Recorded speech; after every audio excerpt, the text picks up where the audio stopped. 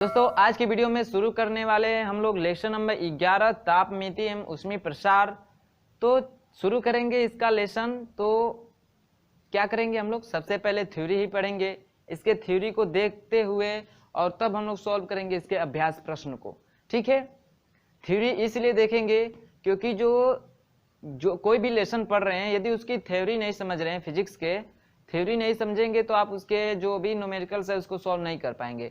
यानी जो पूरा उसका अभ्यास प्रश्न है डिपेंडेंट है किस पे, थ्योरी पे। तो हम लोग थ्योरी को छोड़ दें तो अभ्यास प्रश्न कैसे हल कर पाएंगे, अभ्यास प्रश्न कैसे हल कर पाएंगे, आप ही लोग बताइए। तो देखिए मैं थ्योरी छोड़ने वाला नहीं हूँ। ठीक है, आप लोग के कमेंट्स आ रहे हैं कि सर परीक्षा के दिन जो नज़दीक आ रहे हैं तो आप थ्योरी के छोड़ के सीधे अभ्यास प्रश्न हल करिए। तो उससे क्या होगा, आप लोगों को कुछ फायदा मिलेगा नहीं ना, आप बस देख पाएंगे हाँ भाई ऐसे सॉल्व कर पाए, लेकिन उसके बारे में समझ नहीं पाएंगे। उसके बारे में समझने के लिए आपको थ्योरी को क्या करना पड़ेगा, पढ़ना पड़ेगा। तो भाई थ्योरी हम लोग पढ़ते चलेंगे, यहीं की थोड़ी शॉर्टली पढ़ेंगे, उसको उतने डिटेल से नहीं पढ़ेंगे, बस उसमें के जो इंपॉर्टेंट्स होंगे जैसे फार्मूला पढ़ लेंगे और वे टॉपिक्स पढ़ लेंगे जो आपको क्वेश्चन में पूछे जा सकते हैं उसको पढ़ लेंगे। ठीक है, देखिए मैं पीछे इसलिए हूँ क्योंकि मुझे टाइम नहीं मिल पाता है कि मैं वीडियो बनाऊं और आप लोग को दे पाऊं, क्योंकि मुझे सुबह टाइम मिलेगा या तो शाम को टाइम मिलेगा। दिन भर में मुझे अब तो सुबह भी टाइम नहीं मिल रहा है, क्योंकि अब सुबह मैं भी कोचिंग ज्वाइन कर लिया हूं। मैंने भी इंटर फाइनल किया तो बीएससी में एडमिशन कराए हैं, तो अब 2 दिनों से कोचिंग ज्वाइन किए हैं, तो अब सुबह जाना पड़ता है और कोचिंग से आओ तो दिन में भाई के साथ बैंक पे चले जाते हैं। तो बस बचता है आपके लिए शाम का समय, और शाम के समय आपके लिए वीडियो बनाते हैं। उसको बनाने के बाद फिर क्या करते हैं, सेट करते हैं, 9-10 बज जाता है। उसके बाद से उसको कॉपी करिए, अपलोड करिए, तो काफ़ी समय लग जाते हैं। तो देखिए उसे भी मैं अभी 1 महीने से ही वीडियो बना रहा हूँ, तो भाई लेट तो होगा ही, पीछे तो होंगे ही। तो चलिए ज़्यादा बात ना करते हुए हम लोग शुरू करते हैं कि कौन सा लेसन, 11 नंबर लेसन शुरू करते हैं, क्या, ताप मिति। ठीक है, तो चलिए शुरू करते हैं ताप मिति। तो सबसे पहले देखते हैं ताप मिति होता क्या है। ताप मिति होता क्या है, तो जो ताप मिति होती है विज्ञान की वह शाखा होती है, विज्ञान की वह शाखा होती है जिसके कारण हम लोग ताप मिति पढ़ रहे हैं, यानी ताप और उससे वस्तुओं पे होने वाले प्रभाव का क्या करते हैं, अध्ययन करते हैं, वही कहलाती है क्या, ताप मिति। यानी ताप मिति विज्ञान की वह शाखा है जिसके अंतर्गत हम लोग क्या करते हैं, तो ताप और उससे होने वाले प्रभाव का क्या करते हैं, अध्ययन करते हैं, वही कहलाता है क्या, हम लोग का ताप मिति।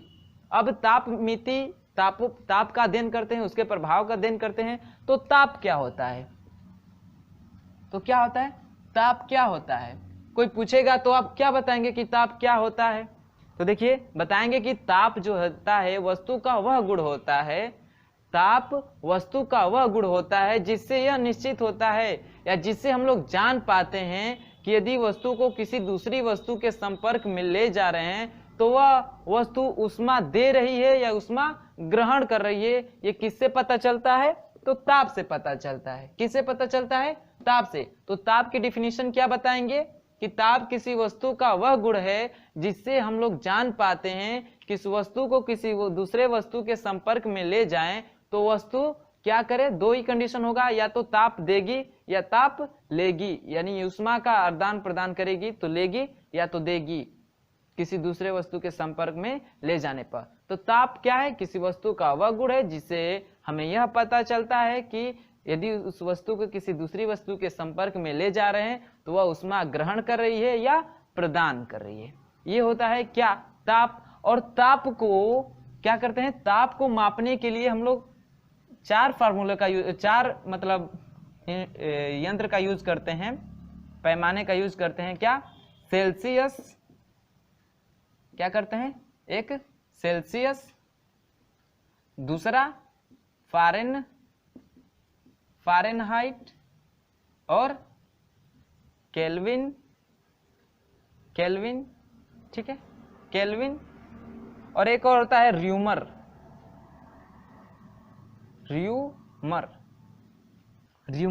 ये हम लोग क्लास 10th में या 9th में पढ़ चुके होंगे। ठीक है, कि जो ताप होता है उसको नापने के लिए 4 पैमाने होते हैं, सेल्सियस, फारेनहाइट, केल्विन और र्यूमर, जिसमें से र्यूमर का बहुत कम यूज किया जाता है। र्यूमर का बहुत कम यूज किया जाता है और इन 3 पैमानों का यूज क्या किया जाता है, ज्यादा किया जाता है। तो देखिए जो ताप होता है वो सेल्सियस पैमाने पे कैसे मापेंगे, तो सेल्सियस पैमाना सेल्सियस नामक वैज्ञानिक ने ही बनाया था, उनके नाम पे, सबके नाम पे ये बना है, ठीक है। पैमाना जो जिसने वैज्ञानिक ने ताप को मापने के लिए जो पैमाना बनाया उसका नाम दे दिया, जैसे सेल्सियस ने बनाया तो उसका सेल्सियस नाम दिया गया, फारेनहाइट ने बनाया तो उसको फारेनहाइट दे दिया गया, केल्विन ने बनाया तो केल्विन ने दे दिया। तो जो सेल्सियस होता है वो 0 डिग्री सेल्सियस से 100 डिग्री सेल्सियस तक के ताप को मापते हैं, यानी उस पर ताप को मापने के लिए 0 से 100 डिग्री मतलब 100 डिग्री सेल्सियस तक बनाया गया है। और इतने को प्रत्येक यानी 100 भागों में बांटा गया है। कितने भागों में, 100 भागों में, और प्रत्येक भाग 1 डिग्री सेल्सियस को डिनोट करता है, जैसे 0 से लेकर 100 तक, और इसको 100 बराबर बराबर भागों में क्या कर दिया गया है, बांट दिया गया है। किसको, सेल्सियस पैमाने को, ऐसे डॉट डॉट कर। फिर जो फारेनहाइट आए तो इसने भी ताप को मापने के लिए एक पैमाना बनाया, और उनका जो पैमाना था कहां से था, तो 92 से था, 92 से शुरू था, 92 से ही शुरू था ना, नहीं सॉरी 32 से शुरू था। तो इन्होंने जो बनाया पैमाना वो शुरू था, जैसे सेल्सियस का शुरू था 0 से, तो इनका शुरू था 32 से, और 32 से कहां तक था, तो 32 से था आपका 212 शायद था, 212 था, ठीक है, 212 डिग्री सेल्सियस, 12 डिग्री, हाँ 12 डिग्री फारेनहाइट तक था, फारेनहाइट ने बनाया। तो और इन्होंने इसको कितने बराबर भागों में बांटा था, तो इन्होंने इसको 180 बराबर भागों में बांटा था। कितने बराबर भागों में बांटा था, तो 180 बराबर भागों में बांटा था, यानी यहाँ से 32 फारेनहाइट हुआ तो 33 Fahrenheit, 34 Fahrenheit, 35 Fahrenheit, dot dot करके इसको बांटा था। कितने भागों में, कितने भागों में बांट दिया था, तो 180 बराबर भागों में बांट दिया गया था, जिसको एक भाग को हम लोग 1 फारेनहाइट बोलते हैं। क्या बोलते हैं, 1 फारेनहाइट बोलते हैं। फिर आए केल्विन, जैसे अब सेल्सियस ने एक पैमाना बना दिया, फारेनहाइट ने बना दिया, तो फिर केल्विन ने भी आए, उन्होंने भी एक पैमाना बनाया। तो उन्होंने जो पैमाना बनाया उसकी शुरुआत थी 273 से, 273 केल्विन से, और कितना, 373 केल्विन तक, 373 केल्विन तक। और इन्होंने भी सेल्सियस की भांति ही इन पैमानों को 100 बराबर भागों में बांटे थे। कितने भागों में बांटे थे, तो 100 बराबर भागों में बांटे थे, जिसका हर एक भाग किसको डिनोट करता था, तो 1 केल्विन को डिनोट करता था। ऐसे ही बांटे थे, कितने भागों में, 100 भागों में। इतना क्लियर है। इन्होंने भी 0 डिग्री सेल्सियस से 100 डिग्री सेल्सियस को 100 भागों में बांटा था, और इन्होंने भी 273 केल्विन से लेके 373 केल्विन का जो पैमाना था उसको 100 बराबर भागों में बांटा था, और एक पैमाना यानी एक भाग को क्या बोलते थे, 1 केल्विन। इसके एक भाग को 1 डिग्री सेल्सियस, इसके एक भाग को 1 फारेनहाइट, और इसके एक भाग को 1 केल्विन बोलते थे। इतना क्लियर है। फिर ये जो पैमाने आए सेल्सियस, फारेनहाइट, केल्विन, तो ये तो रह गए ताप मापने के पैमाने। इतना क्लियर है। अब क्या किया जाए, क्या होता है कि इनके बीच रिलेशन, ठीक ना, इनके बीच एक रिलेशन स्थापित किया गया कि जो सेल्सियस है उसको फारेनहाइट में चेंज करेंगे तो कितना होगा, सेल्सियस को केल्विन में चेंज करेंगे तो कितना होगा, फारेनहाइट को केल्विन में चेंज करेंगे तो कितना होगा। तो इनके बीच रिलेशन लाना पड़ेगा। तो इनके बीच रिलेशन कैसा होता है, तो देखिए रिलेशन आप भी निकाल सकते हैं बहुत आसानी से। सेल्सियस है तो C लिख दीजिए, सेल्सियस को C से डिनोट करते हैं। इसमें कितने खाने होते हैं, कितने से शुरू होता है उसको माइनस करते हैं। कितने से शुरू होता है, 0 से, तो 0 माइनस कर दीजिए। इसमें कितने खाने हैं, तो 100 बराबर भागों में बांटे थे ना, तो 100 लिख दीजिए, इक्वल टू करिए। अब आती है फारेनहाइट की बारी। तो फारेनहाइट को F से डिनोट करते हैं, तो F करिए। ये कहां से शुरू है, 32 से, तो -32 करिए बटा में। इसमें कितने बराबर भागों में बांटा गया था, 180 बराबर भागों में बांटा गया था, तो बटा में जितने बराबर भागों में बांटा गया उसको बटे में लिखेंगे। अब केल्विन को लेते हैं। तो केल्विन कहां से शुरू हुआ, 273 से। कहां से शुरू हुआ, 273 से, तो इसको ऐसे लिखते हैं। केल्विन को K से डिनोट करते हैं, केल्विन को K से डिनोट करते हैं। और इसमें क्या होता है, कब से शुरू होता है, तो 273 से, तो 273 क्या करेंगे, माइनस करेंगे। और इसमें कितने भाग होते हैं, तो तो 100 भाग होते हैं, तो इसमें भी 100 से क्या कर देंगे, डिवाइड कर देंगे। यही आपका है किसमें, तीनों सेल्सियस, फ़ारेनहाइट और केल्विन में संबंध है। सबको समझ में आया ये? यही जो है सेल्सियस, फ़ारेनहाइट और केल्विन में संबंध है। इसी को सॉल्व करेंगे तो आपका आ जाएगा कितना, ये हो जाएगा C बटा, देखिए सबको डिवाइड कर दीजिए, ये जो नीचे वाला है सबको किससे डिवाइड कर दीजिए, तो आप कर दीजिए किससे, 25 से कर दीजिए, 25 से नहीं 20 से कर दीजिए, 20 से सब कट जाएगा, 20 से कटाएंगे तो सब कट जाएगा, तो कितना हो जाएगा, इसको 20 से कटाएंगे तो 20 पाँचे 100, 5 हो जाएगा, बराबर f माइनस 32 बटा इसको 20 से कटाएंगे तो 9 हो जाएगा, और बराबर k माइनस 273, अब बटा में इसको 5 से कटाएंगे तो, अरे सॉरी 20 से कटाएंगे तो कितना हो जाएगा, 5 हो जाएगा। तो यही रिलेशन है किसके किसके बीच, तो सेल्सियस, फ़ारेनहाइट और केल्विन के बीच यही रिलेशन है। यदि पूछेगा कि इतना केल्विन कितने फ़ारेनहाइट के बराबर होगा, तो इन दोनों को लेंगे, सेल्सियस की जगह पे उसका मान रखेंगे, फ़ारेनहाइट का मान निकल के आ जाएगा। तो ऐसे ही हर पैमाने को दूसरे पैमाने में चेंज किया जा सकता है, किसके अनुसार, तो इस फार्मूले के अनुसार। इतना क्लियर है? तो इस फार्मूले को नोट कर लीजिए। फिर देखते हैं हम लोग किसको, तो देखते हैं आगे देखते हैं सेल्सियस और फ़ारेनहाइट पैमानों पर तापांतर में क्या संबंध होता है, किसमें, तापांतर में क्या संबंध होता है, तो उसको देखते हैं। तो इसको नोट कर लीजिए, इस फार्मूले को नोट कर लीजिए, ये जो दो फार्मूले लिखे हैं इसको, यानी ये मेन है, इसको नोट कर लीजिए आप लोग, ठीक है, इसको नोट कर लिए। फिर देखते हैं उसको, तो चलिए देखते हैं क्या, सेल्सियस और फ़ारेनहाइट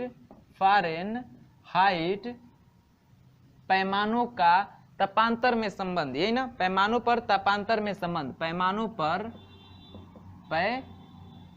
पर तापांतर में संबंध, तापांतर में संबंध, ठीक है। तो इसको देखिए कैसे सेल्सियस और फ़ारेनहाइट में तापों में अंतर हो तो उसको कैसे उसमें कैसा रिलेशन होता है। तो देखिए मान लेते हैं कोई वस्तु A है और एक और दूसरी वस्तु B है। A पे जो सेल्सियस का पैमाना है उस पे C1 है, और जो फ़ारेनहाइट का पैमाना है उस पे जो ताप है वो F1 है। फिर उसी प्रकार दूसरी वस्तु पे जो सेल्सियस के पैमाने पे ताप है वो क्या है, C2 है, और फ़ारेनहाइट के पैमाने पे क्या है, ताप F2 है।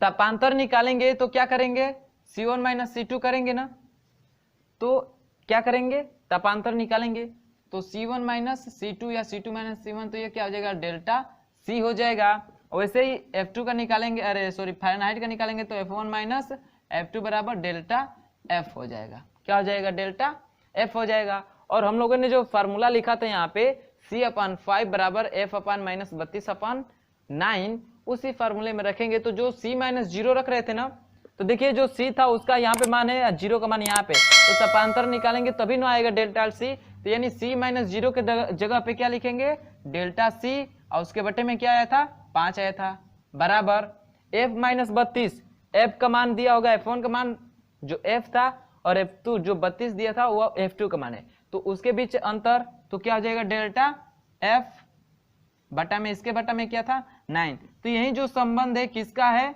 तो सेल्सियस और फ़ारेनहाइट पैमाने पर तापांतर का, तापांतर मतलब डेल्टा C, यही ना, तापों में अंतर, डेल्टा C को ही ये रिप्रेजेंट करता है। तो इस फार्मूले को नोट कर लीजिए आप लोग। और फिर देखते हैं हम लोग क्या, उष्मीय प्रसार, क्या देखते हैं, उष्मीय प्रसार, जो इस लेसन की क्या है, सबसे मेन इंपॉर्टेंट हेडिंग है, ठीक है। तो चलिए उसको देखते हैं, उष्मीय प्रसार को, इसको नोट करिएगा।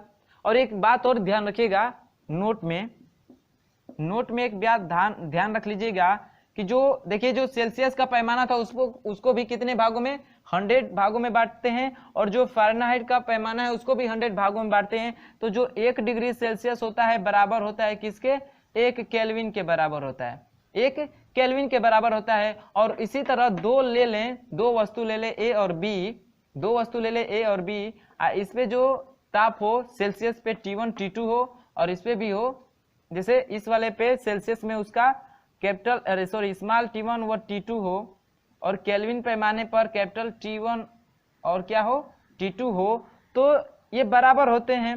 इसका मतलब इसमें भी जो ताप का अंतर होगा यानी T2 माइनस T1 करेंगे तो किसके बराबर होगा, यानी इधर भी माइनस करते हैं तो इसके भी बराबर होगा, इधर भी घटाएंगे तो सेम बराबर होगा। यानी जो 1 डिग्री सेल्सियस ताप होता है 1 केल्विन के बराबर होता है, 2 डिग्री सेल्सियस 2 केल्विन के बराबर, यानी वो भी 100 भागों में बटा है, ये भी 100 भागों में बटा है, तो उसका हर एक भाग यानी जो इसका हर एक भाग उसके हर एक भाग के क्या होगा, बराबर होगा। यानी 1 डिग्री सेल्सियस 1 केल्विन के बराबर होता है।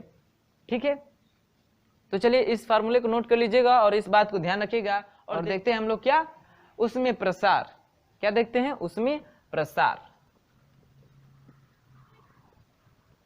देखिएगा उसमें प्रसार, उसमें प्रसार होता क्या है, उसमें प्रसार तो कोई भी वस्तु है, क्या है, कोई भी वस्तु है और इसको हम लोग क्या दे रहे हैं, इसको उष्मा दे रहे हैं, क्या दे रहे हैं, इसको उष्मा दे रहे हैं, तो इसके उष्मा देंगे तो इसके क्या होगा, भौतिक गुणों में क्या होगा, बदलाव होगा। इसका आकार बदल जाएगा, आयतन बदल जाएगा या इसका क्षेत्रफल बदल जाएगा, यानी इसके भौतिक गुणों में क्या होगा, बदलाव होगा। क्यों बदलाव होगा, तो इसको हम लोग उष्मा देंगे तो इसमें क्या होगा, इसके अणुओं की गतिज बढ़ेगी तो इसमें क्या होगा, प्रसार होगा, क्या होगा, प्रसार होगा। और प्रसार होगा तो इसका क्षेत्रफल बदलेगा, आयतन बदलेगा और क्या बदलेगा, और इसके क्या हो जाएंगे, ऐसे भौतिक गुण कई बदल जाएंगे। ठीक है, तो जो उसमें प्रसार होता है इसको 3 भागों में बांटते हैं, यानी उसमें प्रसार 3 प्रकार से होता है। क्या होता है, तो एक रेखीय प्रसार होता है, क्या होता है, रेखीय प्रसार होता है। रेखीय प्रसार का मतलब इसकी लंबाई में वृद्धि होती है। दूसरा जो होता है क्षेत्रीय प्रसार होता है, क्षेत्रीय प्रसार होता है।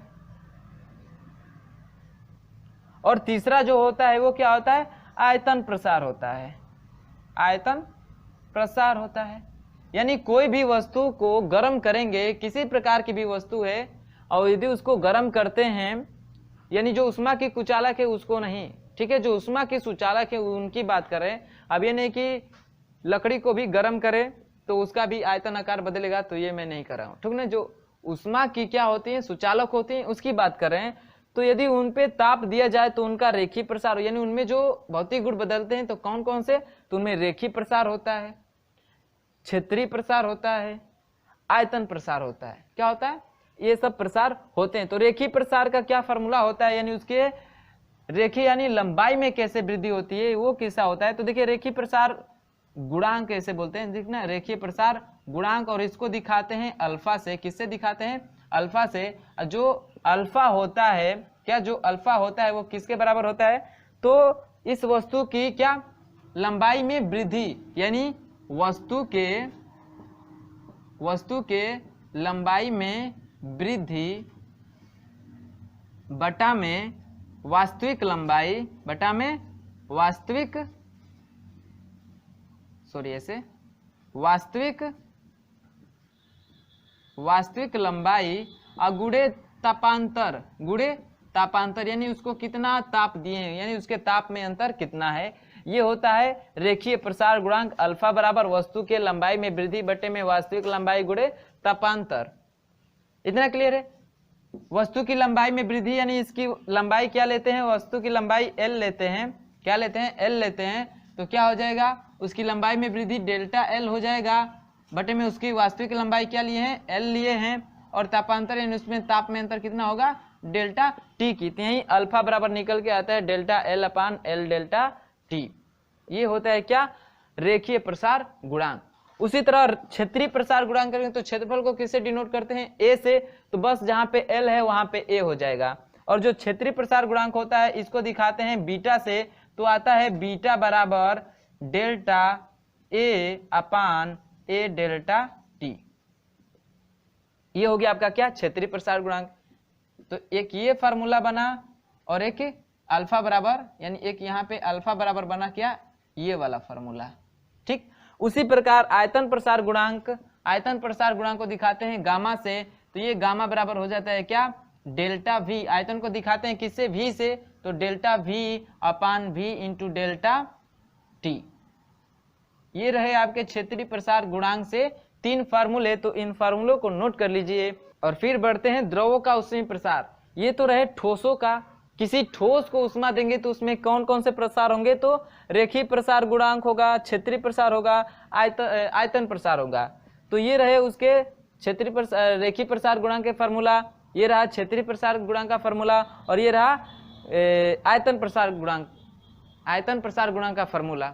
अब देखेंगे द्रव में ऊष्मीय प्रसार कितने प्रकार का होता है, तो इसको नोट कर लीजिए इन फार्मूलों को, फिर देखते हैं द्रव में ऊष्मीय प्रसार कैसे होता है और उसका क्या क्या फॉर्मूला होता है, तो नोट करिए इसे। तो चलिए देखते हैं द्रव में ऊष्मीय प्रसार, ठीक ना। ठोस में देख लिए, वो जो ऊष्मीय प्रसार पढ़े वो ठोस में पढ़े, रेखीय, क्षेत्रीय, आयतन। द्रव में क्या होता है कि द्रव में दो प्रकार से प्रसार होता है उसमें, क्या, एक तो आभासी प्रसार होता है, एक क्या होता है, आभासी प्रसार होता है, और एक होता है वास्तविक प्रसार। क्या होता है, वास्तविक प्रसार। आभासी प्रसार क्या होता है, वास्तविक प्रसार होता है, इसको समझिए। तो देखिए आभासी प्रसार कब होगा, जैसे मान लेंगे कि कोई बर्तन लिए हैं और इस बर्तन में द्रव को भरे हैं, ठीक है, इस बर्तन में क्या किए हैं, द्रव को भरे हैं, और फिर इसको क्या दे रहे हैं, उष्मा दे रहे हैं। क्या दे रहे हैं, इसको उष्मा दे रहे हैं, इसमें द्रव भरा है, तो ठीक है। तो देखिए इसमें तो जब उष्मा देंगे तो द्रव को भी मिलेगा और इस बर्तन को भी मिलेगा, दोनों को उष्मा मिलेगा। तो जब इस द्रव को उष्मा मिलेगा तो इसके भी अणुओं की गतिज बढ़ेगी, तो इसका भी भौतिक गुण बदलेगा। तो जब द्रव के गुणों में, यानी इसके भौतिक गुणों को ही सिर्फ, यानी द्रव के प्रसार का ही अध्ययन किया जाए और बर्तन के प्रसार को ध्यान में न रखा जाए, यानी जब किसी द्रव को किसी पात्र में रख के गर्म किया जाए, तो जब प्रसार होगा तो दोनों में होगा, तो दोनों में होगा तो सिर्फ द्रव के प्रसार को अध्ययन किया जाए और बर्तन के प्रसार को छोड़ दिया जाए, ध्यान में न रखा जाए, तो उस समय जो होगा कौन सा प्रसार होगा, आभासी प्रसार। मतलब केवल द्रव के प्रसार को ध्यान में रखा जाए, रखा जाए, तब क्या होगा, तो आभासी प्रसार होगा। और क्षेत्रीय प्रसार कब हो जाएगा, तो द्रव और बर्तन दोनों के प्रसारों को ध्यान में रखा जाए, दोनों के प्रसारों को ध्यान में रखा जाए, तब क्या होगा, वास्तविक प्रसार होगा, रखा जाए, तब क्या होगा, वास्तविक प्रसार होगा। तो इतनी बातें समझ में आई। द्रव में जो ऊष्मीय प्रसार होता है दो तरीके से होता है, एक आभासी प्रसार होता है, एक वास्तविक प्रसार होता है। आभासी प्रसार क्या होता है, तो द्रव के प्रसार को ध्यान में रखा जाए, यानी जब द्रव को पात्र में रख के गर्म करेंगे तो दोनों में प्रसार होगा, तो सिर्फ द्रव के प्रसार को ध्यान में रखा जाए, बर्तन के प्रसार को ध्यान में न रखा जाए, तब क्या होगा, आभासी प्रसार। और वास्तविक प्रसार कब होगा, द्रव और बर्तन दोनों के प्रसारों को ध्यान में रखा जाए, तो कौन सा प्रसार होगा, वास्तविक प्रसार। देखिए जो आभासी प्रसार होता है, आभासी प्रसार इसको दिखाते हैं, आभासी प्रसार, तो इसका जो आभासी भार होगा, ठीक, कैसे क्या होगा, तो इसको दिखाते हैं गामा ए से। ए का मतलब इमेजिंग, तो जो गामा मतलब कैसा, तो आयतन प्रसार गुणांक, ठीक ना, आयतन प्रसार गुणांक। तो आभासी प्रसार गामा ए बराबर क्या होता है, तो आयतन में आभासी वृद्धि, कैसी वृद्धि, तो आभासी वृद्धि बटा में वास्तविक आयतन गुणे ताप में वृद्धि, सेम वही फॉर्मूला है जो रेखीय प्रसार, आयतन प्रसार गुणांक और क्षेत्रीय प्रसार गुणांक का, तो वही वृद्धि बटे में उसका वास्तविक और ताप में वृद्धि। तो ये हो गया आभासी प्रसार गुणांक, वाई गामा बराबर क्या होता है, आयतन में आभासी वृद्धि, और क्या होता है, वास्तविक आयतन गुणे ताप में वृद्धि। ये हो गया क्या, आपका आभासी प्रसार गुणांक। चलिए अब निकालते हैं वास्तविक प्रसार। तो किसका निकालना है भाई, द्रव का निकालना है ना, तो निकालेंगे द्रव का वास्तविक प्रसार, तो इसको निकालेंगे तो ये भी होता है गामा, वास्तविक मतलब रियल ना, वास्तविक मतलब रियल, तो यहाँ लिख देंगे गामा आर का मतलब रियल, ए का मतलब इमेजिन। तो अब यहाँ पे देखिए आभासी प्रसार ले रहे थे तो आयतन में आभासी वृद्धि बटे में वास्तविक आयतन गुणे ताप में वृद्धि। अब यहाँ पे द्रव का वास्तविक प्रसार निकाल रहे हैं, तो वाई आर बराबर क्या हो जाएगा, तो तो आयतन में वास्तविक वृद्धि, आयतन में वास्तविक वृद्धि, वास्तविक वृद्धि ऐसे दिखा दे रहे हैं रेज से, इसका मतलब वृद्धि बटे में क्या, वास्तविक आयतन या प्रारंभिक आयतन। ठीक है, क्या लिख सकते हैं यहाँ पे भी वास्तविक नहीं तो प्रारंभिक आयतन लिख सकते हैं, क्या, प्रारंभिक, प्रारंभिक आयतन, प्रारंभिक आयतन, प्रारंभिक आयतन। तो यहाँ पे वास्तव आयतन में वास्तविक वृद्धि बटे में प्रारंभिक आयतन गुणे ताप में वृद्धि, ताप में वृद्धि। ठीक है, तो ये रहे द्रव का आभासी प्रसार और ये रहा द्रव का वास्तविक प्रसार। क्या होता है, तो आयतन में आभासी वृद्धि बटे में प्रारंभिक आयतन गुणे ताप में वृद्धि। उसी प्रकार द्रव का आभासी क्या निकाले, प्रसार निकाले, तो y रियल बराबर क्या होता है, y r, r का मतलब रियल। तो आयतन में वृद्धि, आयतन में वो भी किसके, वास्तविक वृद्धि, वास्तविक प्रसार निकाले ना, तो आयतन में वास्तविक वृद्धि बटे में प्रारंभिक आयतन गुणे ताप में वृद्धि। इतना क्लियर है। अब भाई बर्तन के भी आयतन में वृद्धि होगा ना, किसमें भी होगा, बर्तन के भी आयतन में वृद्धि होगा, तो इसको भी निकाल लेते हैं बर्तन के भी। तो बर्तन का निकालेंगे तो क्या हो जाएगा, बर्तन का प्रसार गुणांक, प्रसार गुणांक सेम वैसे ही क्या हो जाएगा, तो बर्तन के आयतन में वृद्धि, बर्तन के आयतन में वृद्धि बटे में प्रारंभिक आयतन गुणे ताप में वृद्धि। इतना क्लियर है, यहीं पे हो जाएगा ना, दिखाई दे रहा है इधर ना, तो चलिए ठीक है। तो क्या हो जाएगा, बर्तन, बर्तन के आयतन में वृद्धि, आयतन में वृद्धि, अब बटे में क्या हो जाएगा, बर्तन का प्रारंभिक आयतन, प्रारंभिक आयतन गुणे ताप में, ताप में वृद्धि, ताप में वृद्धि। सेम वही मेथड है, बस यहाँ पे जो मतलब आयतन हो तो आयतन रखेंगे, क्षेत्रफल हो रहा है तो क्षेत्रफल ही रखेंगे। ठीक है, तो ये हो गया क्या, द्रव का आभासी प्रसार, वास्तविक प्रसार और बर्तन का प्रसार गुणांक। इतना क्लियर है। तो अब देखेंगे कि एक्चुअली में जो द्रव का प्रसार हो रहा है उसका जो वास्तविक प्रसार हो रहा है वो कितना हो रहा है, यानी इनके बीच रिलेशन निकाल रहे हैं। ठीक ना, तो जो द्रव का वास्तविक प्रसार होता है वो होता है कितना, तो जो द्रव का वास्तविक प्रसार होगा, वास्तविक प्रसार क्या है भाई, वाई आर है ना, वाई आर है। तो ये जो द्रव का वास्तविक प्रसार है ये आभासी प्रसार और बर्तन के प्रसार गुणांक के योग के बराबर होता है, क्योंकि भाई यहाँ पे द्रव और बर्तन दोनों के प्रसारों को अध्ययन किया जाता है तभी हम लोग का वास्तविक प्रसार निकलता है ना। तो ये जो वास्तविक प्रसार निकलेगा तो द्रव का प्रसार किसका, बर्तन का प्रसार होगा, योग के ही क्या होगा, बराबर होगा। तो किसको देखिए, वास्तविक प्रसार को दिखाते हैं वाई आर से, आभासी प्रसार को दिखाते हैं वाई ए से, वाई ए से, और जो बर्तन का प्रसार गुणांक है वाई जी, जी ठीक ना, इसको दिखाते हैं वाई जी नहीं गामा जी है भाई, गामा जी से। इतना क्लियर है। तब जो वास्तविक प्रसार होगा यानी जो वाई आर होगा बराबर होगा किसके, तो सॉरी वाई बोल रहे हैं, गामा ए प्लस गामा जी, यानी यही रिलेशन है इन तीनों के बीच। तो इस फार्मूले को नोट कर लीजिएगा, इस वाले फार्मूले को नोट कर लीजिएगा और ये सब बातें याद रख लीजिएगा कि जो वास्तविक प्रसार होता है, द्रव का जो वास्तविक प्रसार होता है, द्रव और बर्तन दोनों के प्रसारों को ध्यान में रखते हुए करते हैं। तो द्रव का आयतन प्रसार या प्रसार होगा, द्रव का जो आभासी प्रसार होगा और बर्तन का जो प्रसार होगा, इन दोनों का योग करेंगे तब उस निकलेगा किसका, द्रव का वास्तविक प्रसार गुणांक। इतना क्लियर है। तो इस वाले फार्मूले को नोट कर लीजिए और फिर देखते हैं क्या हम लोग देखते हैं कि जो ताप होता है वो घनत्व पे क्या प्रभाव देता है, यानी ताप का घनत्व के साथ परिवर्तन। ठीक है, और फिर देखेंगे गैसों में ऊष्मीय प्रसार कैसे होता है।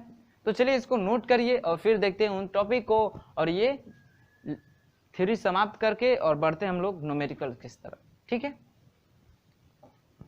तो चलिए देखते हैं ताप के साथ घनत्व परिवर्तन, घनत्व परिवर्तन।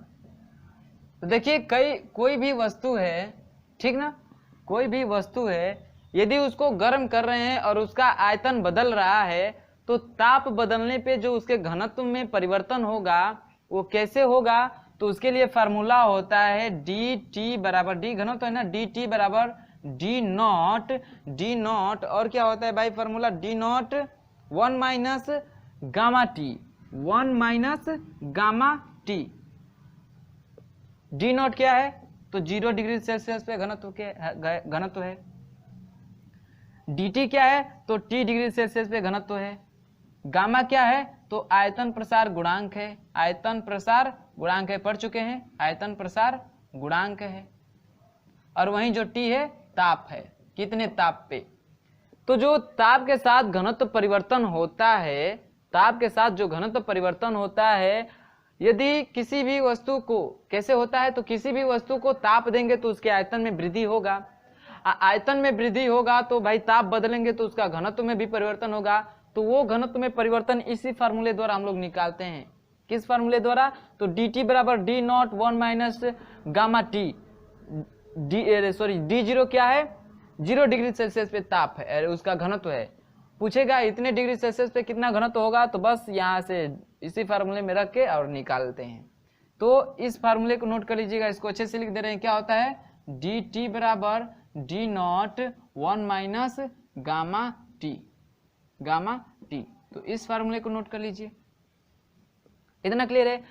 अब ताप के साथ घनत्व परिवर्तन हो गया, बचा इसका अंतिम टॉपिक, तो वो है गैसों में क्या, गैसों में आयतन, गैसों में प्रसार गुणांक, गैसों में प्रसार गुणांक। तो जो गैसों में प्रसार गुणांक होता है ठोस और द्रव की अपेक्षा सबसे अधिक होता है, ठोस और द्रव की अपेक्षा सबसे अधिक होता है। और इसमें जो गैसों का प्रसार गुणांक होता है, इसमें जो आयतन प्रसार गुणांक होता है, कौन सा प्रसार गुणांक, आयतन प्रसार गुणांक, तो उसका फार्मूला होता है आयतन प्रसार गुणांक का, आयतन प्रसार गुणांक का फार्मूला होता है कि v बराबर v not 1 plus gamma v into T. ये होता है फार्मूला आयतन प्रसार गुणांक, किसमें, तो गैसों में, गैसों के प्रसार गुणांक में गैस का आयतन प्रसार गुणांक v बराबर होता है v not 1 plus Y V, और वाई भी कह रहे हैं gamma v into T. V not वही 0 डिग्री सेल्सियस पे उसका आयतन, ये क्या है, तो उसका आयतन प्रसार, गैस का आयतन प्रसार गुणांक है, टी क्या है, ताप है, तो आयतन निकलता है। इसी प्रकार इसमें दाब प्रसार गुणांक निकालते हैं, गैसों में दाब प्रसार गुणांक निकालते हैं, दाब प्रसार गुणांक निकालते हैं, तो वो आता है कितना आपका, सेम वैसे ही दाब को किससे दिखाते हैं, पी से ना, तो पी बराबर हो जाता है P not 1 plus gamma P into T. इतना क्लियर है। और यहाँ पे जो रखे हैं वो गामा पी का मान रखते हैं 1/273, 1/273। तो ये फार्मूला नोट कर लीजिए, यही जो फार्मूले हैं, पीछे जो फार्मूले नोट किए, और ये 1 2 3, बस 3 ये फार्मूले नोट कर लीजिए। और इसी फार्मूले के साथ ये लेसन आपका समाप्त होता है, ठीक ना, इसको नोट कर लीजिएगा, ये और ये। इतना क्लियर है ना। तो इसको नोट करके और शुरू करते हैं हम लोग कौन सा लेसन, अरे लेसन नहीं, इसका अभ्यास प्रश्न शुरू करते हैं, ठीक ना। तो इतना नोट करिएगा और फिर देखते हैं इसका अभ्यास प्रश्न। तो थोड़ा एक सारणी दिया है, उसको भी नोट कर लेंगे। क्या दिया है कि सारणी में कुछ तत्वों के आयतन प्रसार गुणांक दिखाए गए हैं। भाई इसको थोड़ा ध्यान में रख लीजिएगा, इस सारणी को बना दे रहे हैं और उसको आप लोग याद कर लीजिएगा। इस याद कर लेंगे तो क्या होगा कि इसका देने का मतलब ये है कि क्वेश्चन में पूछेगा कि पूछ देगा कि एल्युमिनियम का आयतन प्रसार गुणांक कितना होता है, पारा का आयतन प्रसार गुणांक कितना होता है, जल का आयतन प्रसार गुणांक कितना होता है, ये पूछ सकता है। तो इसको नोट करिए और इस तालिका को बना दे रहे हैं, उसको नोट कर लीजिए और फिर शुरू करते हैं हम लोग क्या, इसके अभ्यास प्रश्न, ठीक है। तो चलिए इसको मिटाते हैं और तालिका बनाते हैं। तो तालिका देखते हैं, क्या देखते हैं तालिका, तो कुछ तत्वों के आयतन प्रसार गुणांक, आयतन प्रसार गुणांक, आयतन प्रसार गुणांक देखते हैं। तो तालिका बनाइए, इधर लिखेंगे तत्व और इधर लिखेंगे आयतन प्रसार गुणांक, आयतन प्रसार गुणांक। ठीक है, ऐसे लिख ले, ऐसे तालिका बनाएंगे। इतना क्लियर है। अब तत्व में लेते हैं कौन कौन सा, तो एल्युमिनियम, पीतल, पारा, जल, लोहा। एल्युमिनियम, पीतल, जल, पारा, जल, लोहा। तो रखते हैं एल्युमिनियम, एल्युमिनियम को Al से दिखाते हैं। फिर पीतल, तो पीतल लिख दे रहे हैं भाई उसको, पीतल। फिर पारा है तो Hg से दिखाते हैं ना पारा को, तो Hg लिख दे रहे हैं। जल है तो जल को भाई जल लिख दे रहे हैं। और क्या है, लोहा है तो लोहा लिख दे रहे हैं। इस सिंबल का मतलब समझ रहे हैं ना, ये पारा है और ये क्या है, एल्युमिनियम है, एल्युमिनियम। ठीक है, तो जो एल्युमिनियम होता है इसका आयतन प्रसार गुणांक होता है 7 × 10 की पावर माइनस 7 × 10 की पावर माइनस 5 केल्विन इनवर्स होता है। यानी एल्युमिनियम का होता है 7 × 10 की पावर माइनस 5 केल्विन इनवर्स। फिर पीतल का होता है 6 × 10 की पावर माइनस 5 केल्विन इनवर्स। फिर पारा का होता है 18.2 × 10 की पावर माइनस 5 केल्विन इनवर्स। देखिए 10 के पावर 5 सब में आ रहा है, बस आगे का मान बदल रहा है। जल का होता है 20.7 × 10 की पावर माइनस 5 केल्विन इनवर्स। और लोहा का होता है 3.55 × 10⁻⁵ केल्विन इनवर्स। तो इस तालिका को आप लोग याद कर लीजिएगा। यानी जो एल्युमिनियम है इसका आयतन प्रसार गुणांक कितना होता है, पीतल का, पारा का, जल का, लोहा का। इसमें से जरूर आपको क्वेश्चन में पूछ सकता है। यदि पूछेगा तो यही पूछेगा कि पारा का आयतन प्रसार गुणांक कितना होता है, जल का आयतन प्रसार गुणांक कितना होता है, या तो न्यूमेरिकल में आपको इसका वैल्यू पुट करने के लिए दे देगा। ठीक है, तो इसको नोट करिएगा और हम लोग अगले वीडियो में इसके न्यूमेरिकल सॉल्व करते हैं। तो वीडियो अच्छा लगा होगा तो वीडियो को लाइक करिए, ज़्यादा अच्छा लगा हो तो अपने दोस्तों में शेयर करिए, और जो लोग चैनल पे नए हैं वो चैनल को सब्सक्राइब कर ले और हमारे साथ जुड़ जाएं। तो चलिए मिलते हैं इसके अभ्यास प्रश्न के साथ अगले वीडियो।